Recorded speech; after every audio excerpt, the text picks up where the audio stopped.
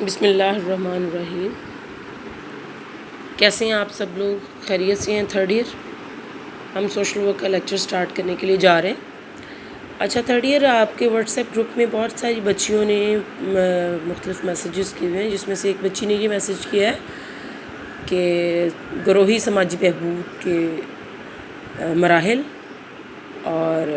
اس کے بعد دوسرا کوشچن ہے گروہی سماجی بہبود کا میدان عمل، اور تھرڈ ون ہے گروہی سماجی کارکن کا کردار۔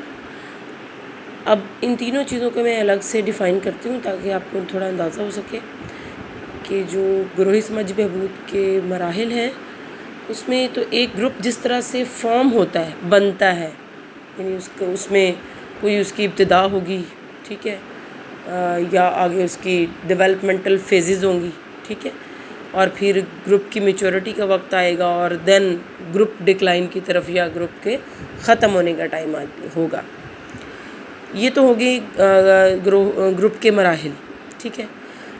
جس کے لیے میں ایک باقاعدہ ایک لیکچر پورا ریکارڈ کروں گی، ٹھیک ہے، ملٹی میڈیا پہ لیکچر ریکارڈ کرنے کے بعد میں آپ کے ساتھ شیئر کروں گی اور آپ سب دیکھیے گا، ٹھیک ہے۔ اب چونکہ آپ نے تھرڈ ایئر کا ایگزام بھی ہونا ہے اور یہ کنفرم ہو چکا ہے، تو اب آپ اسی طرح سے مختلف کویشچنس کی نشاندہی کرتے جائیں اور میں آپ کو تھرڈ ایئر کے وہ کویشچنس یا وہ ٹاپکس پڑھاتی جاؤں گی۔ اب گروہی سماجی بہبود کے میدان عمل کا مطلب اس کانسیپٹ کو بالکل بھی گڑبڑ نہ کریں۔ گروہی سماجی بہبود کا میدان عمل سے مراد وہ فیلڈز ہوتی ہیں جہاں پہ سوشل گروپ ورک پریکٹس ہوتا ہے، ٹھیک ہے۔ اب سماجی بہبود کے وہ تمام ادارے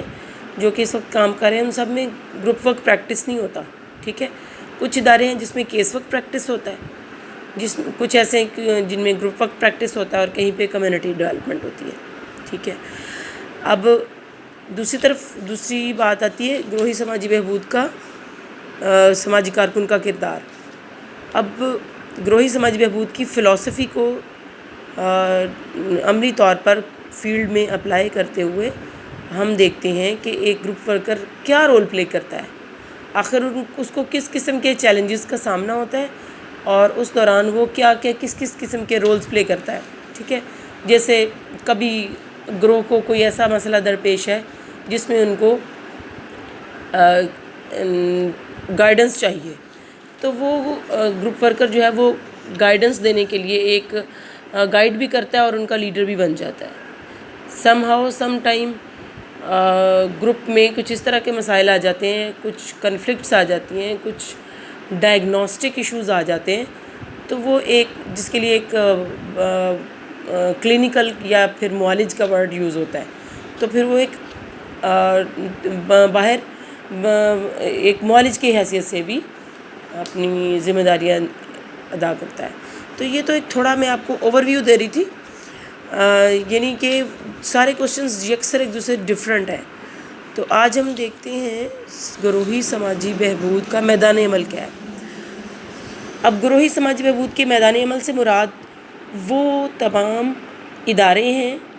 جہاں پہ سماجی بہبود کے ادارے ہیں جہاں پہ سوشل ورک پریکٹس ہوتا ہے۔ اس میں سب سے جو پہلا ہے وہ ہے بہبودی نسواں، ویمن ویلفیئر کے جو ادارے ہیں،